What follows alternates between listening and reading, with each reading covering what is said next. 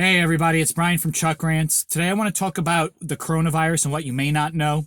We know it started in China in a very large city, twice the size of Manhattan, and we know that it originally started with in a market, and it went from animal to human cross contamination, which is pretty rare for viruses because most of the time they can't cross that line. And I think that's why China is taking this very serious, because if it was in one marketplace, chances are it was in other marketplaces. And also food, as we know, usually changes three hands unless you go to like a farmer stand before it actually gets into our homes, which means the virus actually may be in someone's kitchen or living room. We know that this virus doesn't attach itself as easy as other viruses, but the more affected your immune system is, the more compromised you are, elderly, that may not stand the same. So I would suggest if you're an older person, if you have younger children, make sure they're constantly keeping their hands clean. When they go out in public, wool gloves, or maybe a pair of mitts, just so as they touch stuff, they're not constantly getting that feedback. If you're at the food store, I would definitely go in with coverings, because even if in your area this is not affected, again, if someone has this and went to the airport, came into the United States, you don't know how far this has gone back. And we find that, if it has a 14-day till it peaks and then you get sick, that's 14 days of interaction times 7, right? Where the virus is actively shedding. And I think that's why they're taking this very serious. They're actually, in a matter of a week, doing these pop-up hospitals, which, is kind of unheard of. China's usually very hush-hush on this stuff, but they seem to be really gunning at this. And they're actually creating, which in the United States with guidelines and stuff, it could only be done with the U.S. military. They're actually over there actively now, and I've seen the footage and stuff that's got through Vimeo and some of the other stuff that's being released that not necessarily is being touted by the news. It's concerning to see that they're going to that level this quick. And my belief is that even though we're getting figures every day of how many are dying, that is basically people that are in a hospital being treated.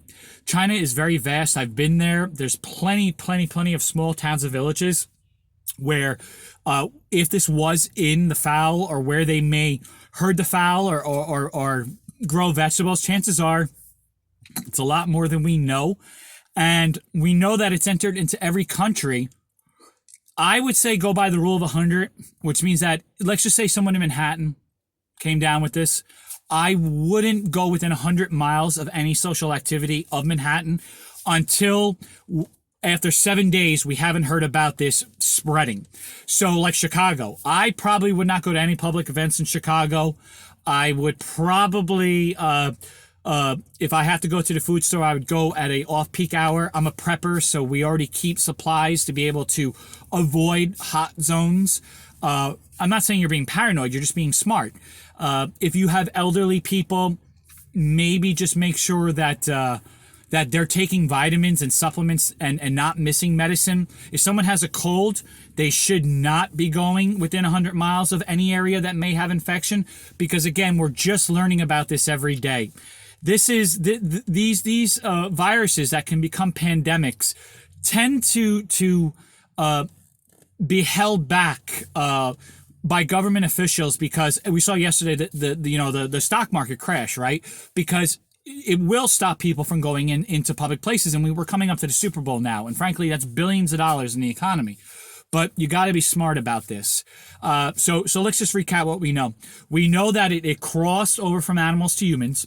We know that it sheds for 14 days even before showing symptoms, which means that it can be transferred within that time before you even know you're sick. We know right now the mortality rate with the infected is around 1 or 2%. Again, those are people that have died that we know under treatment. I would round that up to probably 5%. We don't have statistics yet on the age groups, but I'm assuming that anyone with young children, anyone that is subjected to pneumonia, bronchitis, has asthma issues, COPD, they're really at risk for this. From what I'm reading, and this is not what I'm being told by the news because I don't believe anything on the news, is that it almost brings itself on like a pneumonia state, but because it's our antibodies have no immunity towards this, it becomes a much more impact on the breathing system. And so, even during treatment, they're going to treat this, virologists are going to treat this, it's going to be treated in so many different ways. They haven't come up yet with a cocktail of medicine that works. And that's why if you're compromised, you may not have enough time to get out of that 96 hours where this thing can really get you sick. We know the CDC is working on a vaccine. I don't believe the hype about getting a flu shot. Totally different strain. Pneumonia strain has nothing to do with the flu strain. I just think that's bullcrap. I'm going to start taking more vitamins. I'm going to start taking on top of my daily dosage. I'm going to add more zinc. Zinc helps encapsulate and keeps the blood cells from being impacted if they're compromised. And garlic, by keeping garlic in your system, including your digestive system, it actively acts as a probiotic and an antibiotic. I've actually used garlic before to treat things where antibiotics couldn't treat. Had a nasty gut infection from traveling in South America, and antibiotics did nothing to get rid of it. But you would be amazed what you can get with garlic. Garlic is just a wonder drug. And I would also start, if you have younger kids, maybe start building up their vitamin C levels. Kids' immune systems, unless they're infants, is usually typically strong. But maybe pick up some extra orange juice. Add things in there that can keep them above the notch of where you would consider their immune system to be good. If they're in a classroom with kids that are sick, the flu is also going around. If obviously you won't send your kid to school, hopefully, if they have the flu, but I would recommend that pay attention and ask your kids, hey, did anyone go home sick today? Because that doesn't mean that obviously Wuhan has infected that area. It just means that if this thing does start spreading, again, 14 days to shed. If you have 7 interactions a day and each person has 7 interactions a day, we're talking about tens of millions of interactions within those 14 days. And if this thing can transfer over, it means that it's cellular, probably pretty strong. I would probably keep my kids away from anything where I know that someone else is either sick. Like I won't be going to the movies until this is over. There's obviously Super Bowl coming up. We're gonna do it in our own house this year. Even with the scouts, we're gonna make sure that all the scouts, this next week we're gonna teach them about cleaning their hands every single time, wiping their face with clean wipes instead of their hands. Again, because this is something that can survive without metastasizing in the body to become infectious.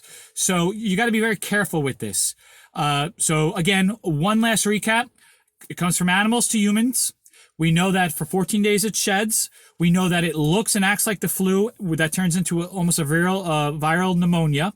We know that it is in most large main cities now.